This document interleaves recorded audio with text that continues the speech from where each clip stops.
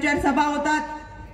या प्रचार सभेमध्ये काही लोकांना स्क्रिप्ट बरोबर गोगावले साहेब पाकिटं दिली जातात आणि जितकं पाकिट जड तितकं तोंडाला फेस येईपर्यंत बोलण्याची पद्धत काही सुरू झाली असं मला वाटतं. 4-5 दिवसापूर्वी एक सभा झाली आदरणीय पवार साहेबांच्या उपस्थितीमध्ये. ज्यांची स्वप्नच अंधारात विलीन झालेली आहेत अशी एक महिला या व्यासपीठावरून बोलताना मला आश्चर्य वाटलं. खरं तर त्या ज्यावेळेस बोलत होत्या पाकिट जितकं जड तितकं जास्त भाषण मोठं, तितका जास्त तोंडाला फेस. आपण किती बोलावं काय बोलावं याला काही मर्यादा नाही. पण यामध्ये त्यांनी एक वाक्यरचना वापरली. तुमचीच मुलगी तुमचाच मुलगा सगळं तुम्हालाच. आश्चर्य म्हणजे पवार साहेबांच्या समोर ते पवार साहेबांबद्दलच बोलत होत्या. उभ्या महाराष्ट्राला माहिती आहे पवार साहेब लेकीसाठी काय करतात. पाकिटाच्या नादात समजलं नाही आपण काय बोलतोय. साहेबांच्या लेकीबद्दल त्या साहेबांना सांगत होत्या पण त्यांना कळलं नाही. तुमचाच मुलगा उद्धव साहेबांना त्या आदित्य ठाकरे बद्दल सांगत होत्या. उद्धव साहेब बिचारे हताश नजरेने बघत असतील की मी कोणाच्या हातात पाकिट दिले. पण ही मानसिकता अतिशय खराब आहे. आपण टीका करताना त्या व्यक्तीची पार्श्वभूमी काय कदाचित माहित नसेल. माझ्या माहितीप्रमाणे आपल्या सगळ्यांना माहिती आहे, रायगड वासियांना माहिती आहे. पण तटकरे साहेब आपण 84-85 सालापासून राजकारण सुरू केलं. हालाकीच्या परिस्थितीवरून प्रवास करत असताना ज्या बाईने खऱ्या अर्थानं संपूर्ण कुटुंबावर टीका केली, राजकारणाचा भाग म्हणून आपण सोडून देऊ, पण घरातल्या महिलेपर्यंत जेव्हा टीका जाते त्यावेळेस कोणती मातृशक्ती ती सहन करणार नाही. कारण एक महिला त्या कुटुंबाच्या पाठीमागे उभी राहते, कुटुंब सांभाळते, कुटुंबाला धीर देत असते. कदाचित मला असं वाटते त्यावेळेस आपण आपल्या सौभाग्यवतीचे दागिने गहाण ठेवून त्यावेळेच्या निवडणुकीला राजकारणाला सुरुवात केली होती. अशा परिस्थितीमधून आपण आलात. पण कोणतेही काम करत असताना त्याच्या पाठीमागे फार कष्ट असतात. साधा व्यवसाय जरी कोणी सुरू केला, साधं दुकान जरी कोणी सुरू केलं तर त्यामध्ये कष्ट करत प्रामाणिकपणे त्यामध्ये आपलं भांडवल गुंतवत कामावरती लक्ष केंद्रित करत काही दिवसामध्ये तो व्यवसाय मोठा होतो. याचा अर्थ असा होत नाही तो आपल्याला फसवतो. ती त्याच्या आयुष्याची प्रगती असते. पण अशा पद्धतीची विधानं जर कोणी करत असेल तर हे अतिशय चुकीचं आहे असं मला मनापासून वाटतं. सातत्याने बोललं जातं तुमची मुलगी महिला मंत्री असेल किंवा आपल्या घरामध्ये पद. वडील डॉक्टर आहे म्हणून मुलगा डॉक्टर होत नाही. मुलाला देखील डॉक्टरकीचं शिक्षण घ्यावं लागतं, स्वतः प्रॅक्टिस करावी लागते आणि मग त्याच्या नावापुढे डॉक्टरची पदवी लागते. आज आदितीताईंनी सुद्धा एक स्वतःचं वेगळं अस्तित्व निर्माण केलंय. आमच्याकडे बारामती लोकसभा मतदारसंघामध्ये लेख प्रचाराला फिरते, जिथे वेळ मिळेल तिथे सांगते की दमलेल्या बाबासाठी लेक नारळाचे पाणी, लेकीसाठी बाप बुलंद कहाणी. मला असं वाटतं आता हे बदललं पाहिजे. 15 वर्ष सत्ता दिली, 15 वर्ष खासदार राहिले तरी स्वतःच्या नावाची ओळख निर्माण करता आली नाही. म्हणून 83 वर्षाच्या बापाला त्यांना फिरून मतं मागावी लागतात. तसं तटकरे साहेब तुमचं नाही, तुमची लेक स्वतःच्याच नावाने मतं मागते. आज तुमच्यासाठी लेक फिरते. त्याच्यामुळे निश्चितपणाने आम्हाला अभिमान वाटतो की त्यांची स्वतःची एक वेगळी ओळख आहे. एक स्वतः केलेले विकास कामांच्या माध्यमातून लोकांमध्ये जात असताना त्यांचा जनसंपर्क फार मोठा आहे.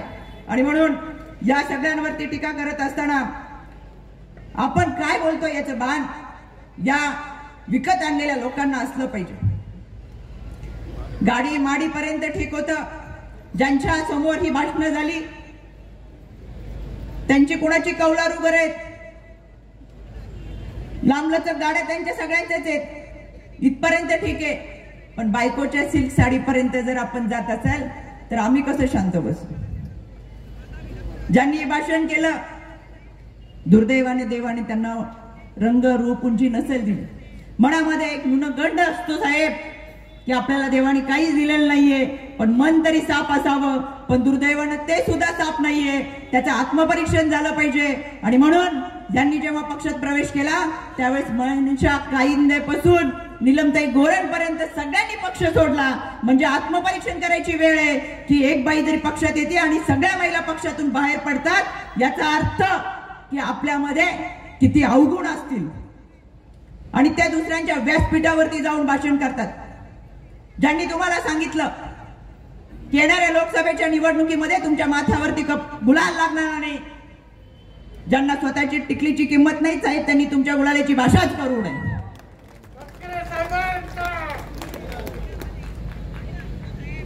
2009च्या विधानसभेच्या निवडणुकीमध्ये निवडणूक लढवत असताना 449 मतं घेतलेली महिला इथे येऊन सांगते की आपल्या कपाळावर गुलाल लागणार नाही.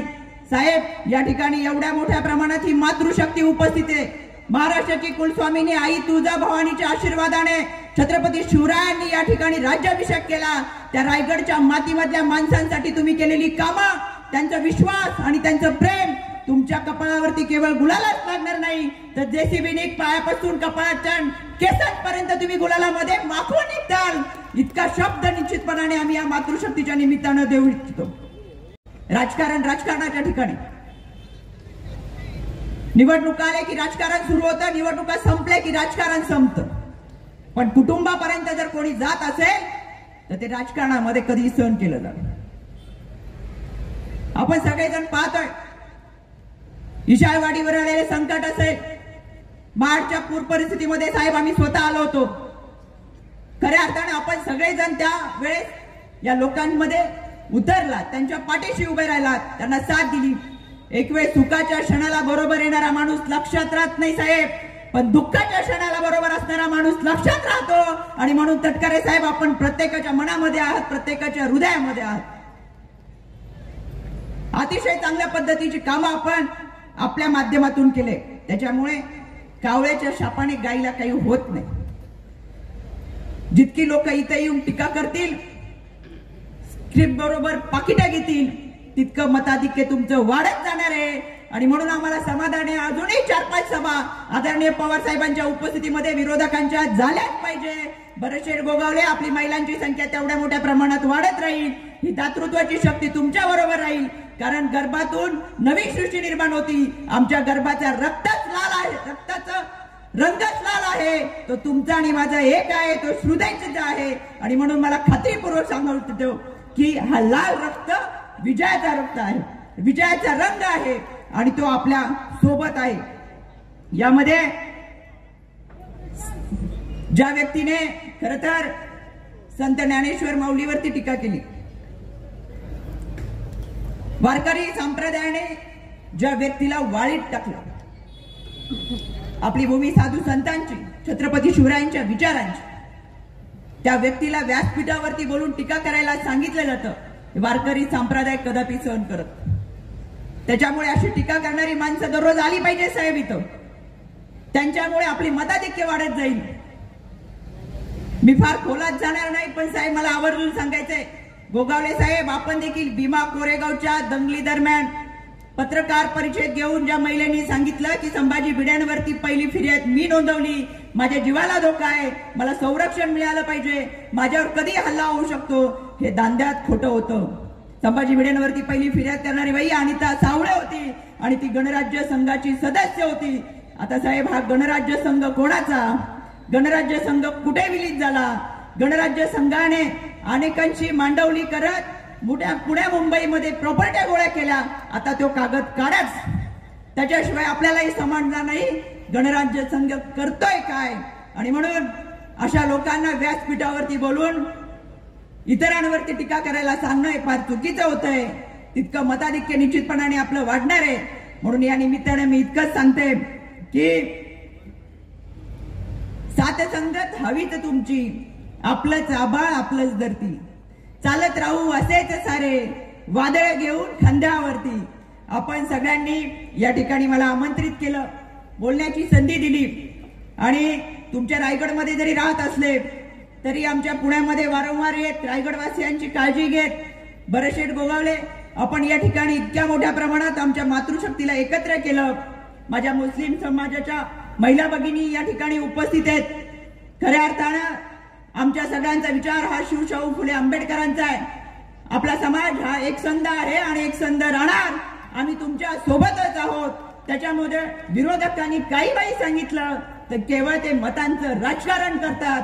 म्हणून मी आवर्जून सांगते, आपल्यासाठी आम्ही खंबीरपणे उभे आहोत. जिथं पुढे तुम्हाला आमची गरज लागेल त्या ठिकाणी आम्ही तुमच्या सोबत आहोत. येणाऱ्या निवडणुकीमध्ये 7 तारखेला घड्याळासमोरील चिन्ह दाबून आपण आदरणीय तटकरे साहेबांना प्रचंड मताने विजयी करणारच आहात. पण आमच्या मावळमध्ये धनुष्यबाणावरती श्रीरंग बारणे उभे आहेत. पुण्यामध्ये मुरलीधर मोहोळ हे कमळ चिन्हावरती आहेत. शिरूरमध्ये शिवाजीराव आढळराव पाटील हे घड्याळाच्या चिन्हावरती उभे आहेत. आणि आमच्या बारामती लोकसभा मतदारसंघामध्ये आदरणीय सुनेत्रा वहिनी या घड्याळाच्या चिन्हावरती उभे आहेत.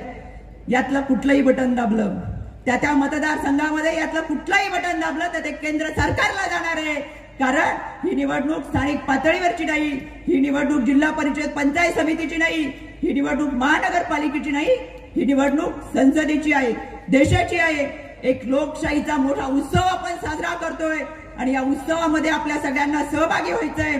त्याच्यामुळे ज्यांना असं वाटतं, ज्यांना जितकं काही वाईट घडावं असं वाटतं, त्यांच्यासाठी मला आवर्जून सांगायचंय, 4 जूनला निकाल लागल्यानंतर बारामती मधला गुलाल उधळल्यानंतर आम्ही रायगडचा गुलाल उधळायला येणार आहे. इतकी खात्री या निमित्ताने मी देतो आणि थांबतो. धन्यवाद. जय हिंद, जय महाराष्ट्र, जय महाराष्ट्र.